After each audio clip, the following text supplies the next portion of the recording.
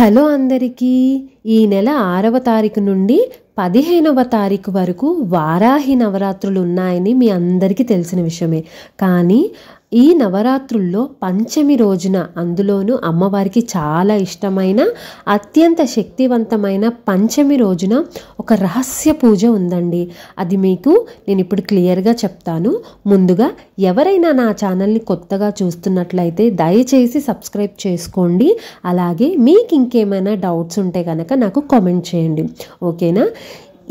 ఈ నవరాత్రుల్లో పంచమి మనకు 10వ తారీఖు బుధవారం వచ్చిందండి.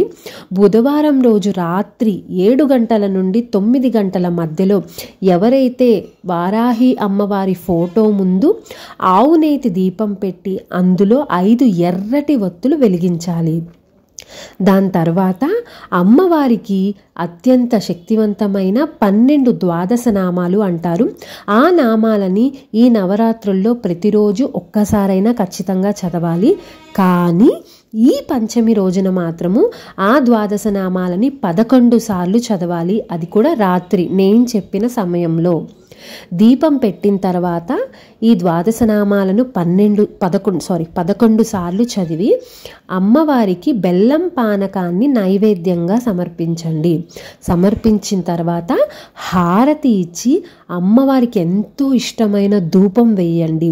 మనకిప్పుడు ధూప్ కప్స్ దొరుకుతున్నాయి కదా, అది వేసి అందులో ఇప్పుడు నేను చెప్పబోయేది అస్సలు మిస్ కాకండి.